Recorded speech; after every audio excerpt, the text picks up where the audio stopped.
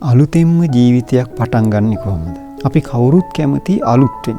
අලුත් ජීවිතයකට, නැවුම් ජීවිතයකට, වැරදි නැති ජීවිතයකට අපි හැමෝම ආසයි. ඔබ මෙහෙම කරන්න. නැවුම් ජීවිතයක් ඇති කරගන්න කැමති ඔබ අතින් කලින් වෙච්ච වැරදි, අඩුපාඩු ඒවා සිහි කර කර පසුතැවෙන්න එපා. ඒවා අමතක කරලා දාන්න. කලින් කරපු වැරදි වැඩ ආයෙ කරන්නත් එපා. මොකද මේ වැරදි නිසානේ අපේ ජීවිතේ දුක ඉපදුනේ. දුක ඉපදෙන මොන යම්ම දෙයක්වත් ඔබේ අතින් ඔබ කරන්න එපා. ඔබ ලස්සන ජීවිතයකට ආසයි නම් ඔබ උතුම් ගුණධර්ම ජීවිතයට එකතු කරගන්න. ඒ උතුම් ගුණධර්ම ගැන අපි කියලා දෙනවා. ලස්සන ගුණධර්ම ජීවිතයට එකතු කරගත්තොත් ඔබේ ජීවිතය සුන්දර වෙනවා. ඒ සඳහා ඔබ පිරිසිදු සිතුවිලි මොනවද කියලා ඉගෙනගෙන ඒ සිතුවිලි ඔබ පුරුදු කරන්න ඕනේ. ඊළඟට පිරිසිදු වචන මොනවද කියලා ඉගෙනගෙන ඒ පිරිසිදු වචන ඔබ කතා කරන්න ඕනේ. පිරිසිදු ක්‍රියා මොනවද කියලා ඉගෙනගෙන ඒ පිරිසිදු ක්‍රියාවන් ඔබ පුරුදු කරන්න ඕනේ. අන්න එතකොට වලාකුළු මිදුන සඳ මඩලක් වගේ ඔබේ ජීවිතය බබලන්න ගනී. ලෝකයාට ඔබ පුන් සඳක් වගේ පෙනේවි. ඒ වගේ